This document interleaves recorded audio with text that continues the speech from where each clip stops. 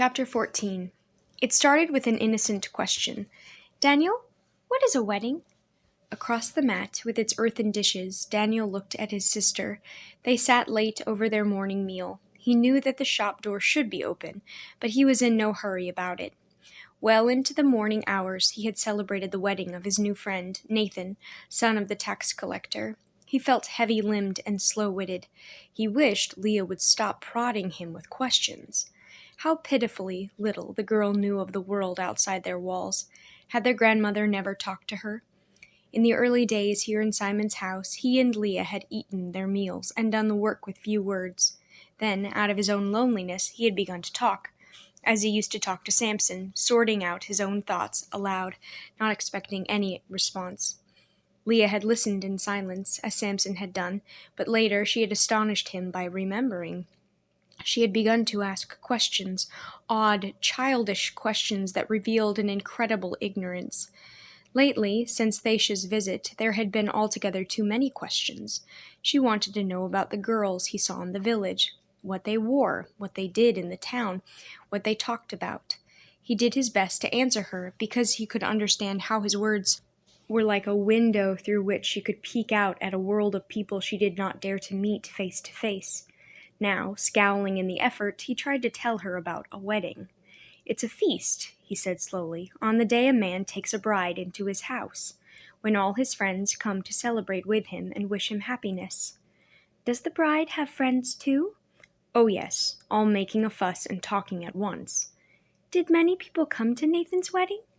"Well, no, not as so many as usual, I guess. Of course this was the first wedding I've been to since that far-off night when he had carried a torch in his uncle's procession." He hurried on. "You see, Nathan is ashamed because his father is already making money from the tax collection, so he refused to let his father give the feast for him. I guess as weddings go, it was a pretty poor one, but Nathan was satisfied." "Did you have good things to eat?" "Yes, cakes and lots of fruit and grape wine."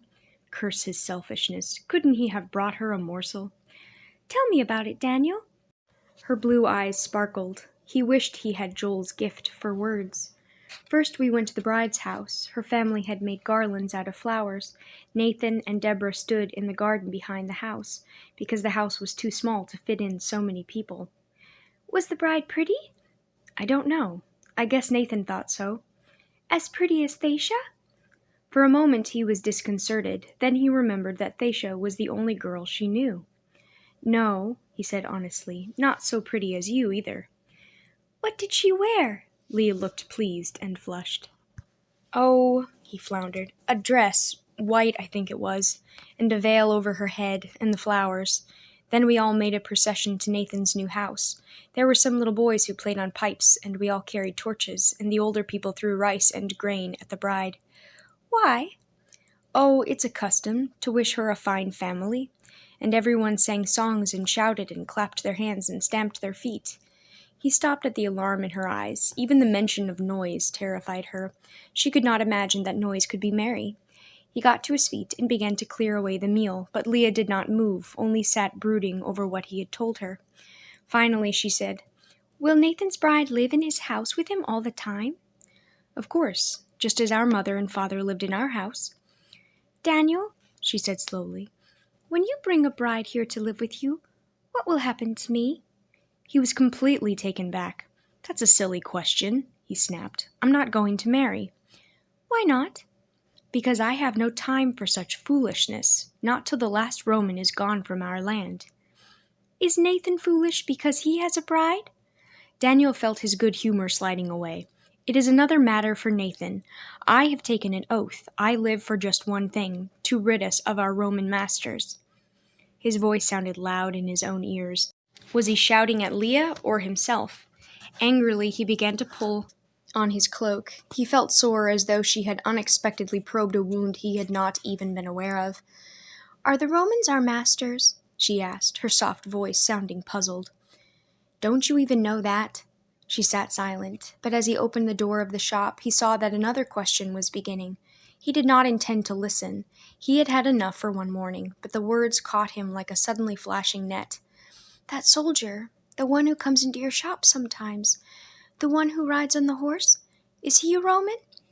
Yes, may his bones rot. Is he your master, then? Ask him. He would say he is. Oh, Daniel, how silly. He is only a boy, not half so big and strong as you, and he is homesick. A fury of impatience seized him. What does it matter how strong he is? He carries a sword. He has the whole Roman army to protect him. Daniel, why are you so angry at the Romans? In a rage of frustration, he glared at her. Because they did this to you, he wanted to shout at her. Because they robbed you of your parents and a decent life and a chance to drink out of the marriage cup like that girl last night. Because they robbed you of everything, all but one thing, a brother to avenge you. Suddenly all he wanted was to get away from her. He felt choked. A heavy weight he could not understand dragged at him. But as he stumbled through the door, he turned back. What made you say he was homesick? Her eyes looked up at him, misty blue. I think he is homesick, she said. She bent and began to roll up the mat. Furious, he slammed the door behind him. Homesick, that stiff-necked son of a camel. But where had she learned the word? He could not put his mind on his work. His head throbbed. Without warning, Leah's childish questions had unleashed all the rebellion he had kept so carefully chained. All day at the forge he thought of the mountain. Twice he laid down the hammer and went to stand in the doorway of Simon's shop, looking up at the line of hills shimmering in the heat against the unbroken blue of the sky. Up till now he had been able to deal with his restlessness, push it down out of sight, hammer it out with great blows on the anvil. Today it seized him with the strength of 100 demons. All day he stuck to his work, trying to hammer out his longing on the metal, trying to keep his eyes from the distant hills. In the late afternoon he laid down the hammer, banked the fire carefully with earth as for the Sabbath, and bolted the door of the shop. I must be away tonight, he told Leah. There is food and water and oil enough to burn all night. Will you come back? Could she sense the demons that were driving him? Of course I'll come back. Bar the door when I have gone. He took the road toward the hills. With every step the tiredness went out of him. As he began the long climb he could feel the air grow cooler. A light breeze moved the tops of the cypress trees. With every breath he drew in freedom. How many nights, lying on Simon's rooftop, had he imagined the moment when he would walk again into camp?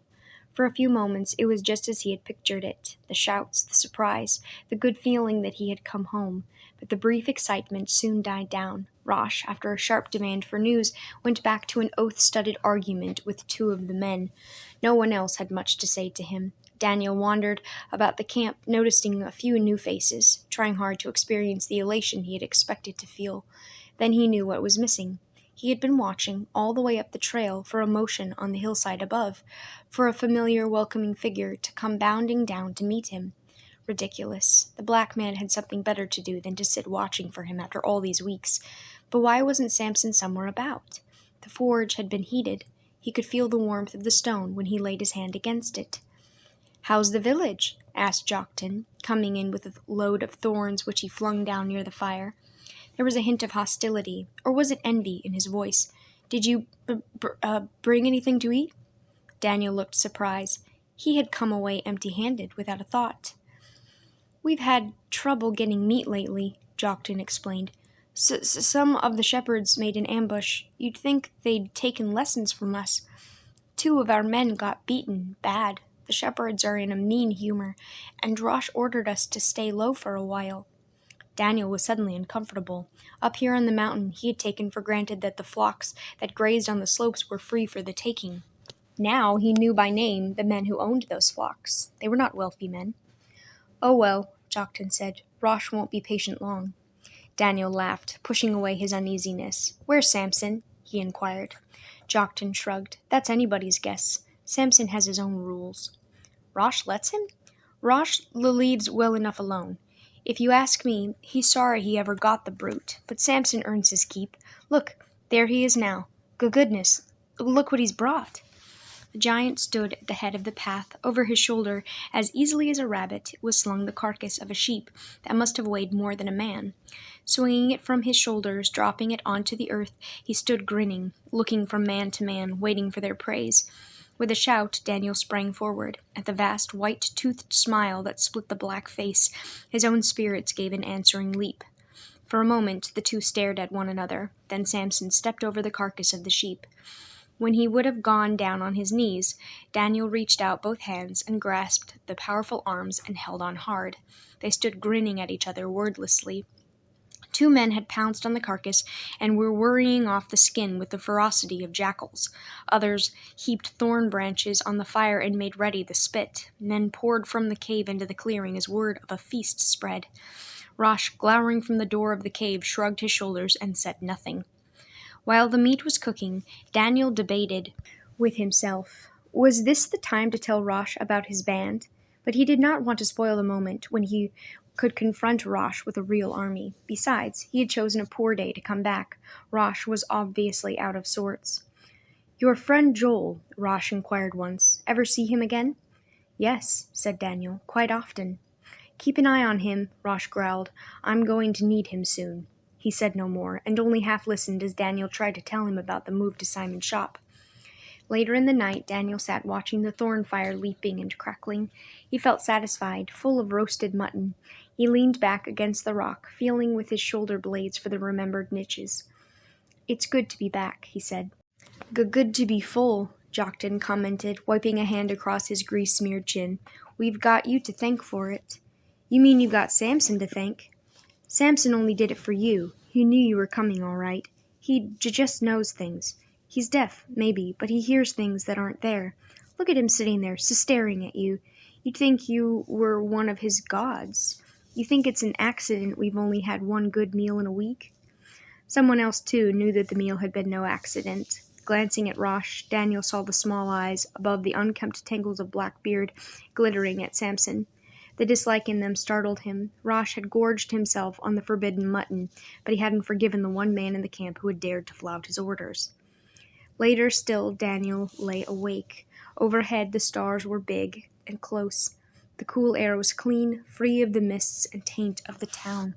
He lay filled with meat and wine, his old comrades stretched out beside him.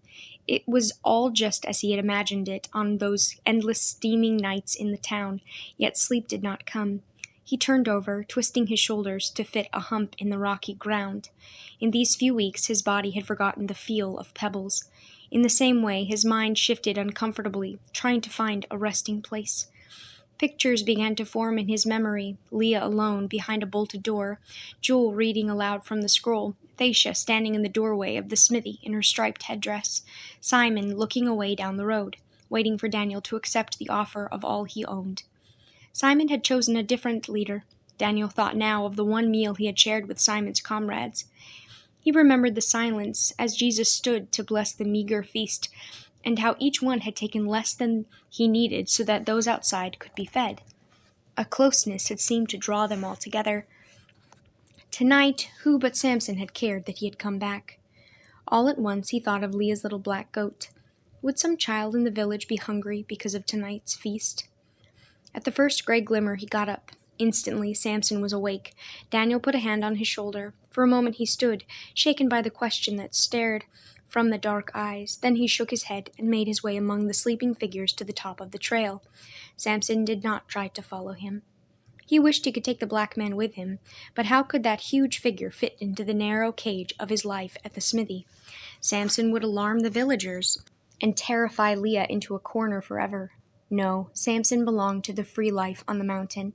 Where did he himself belong? The fire in Simon's forge had almost gone out. He raked back the ashes, blew on the coals, and coaxed it back to life. Then he opened the inner door to the house.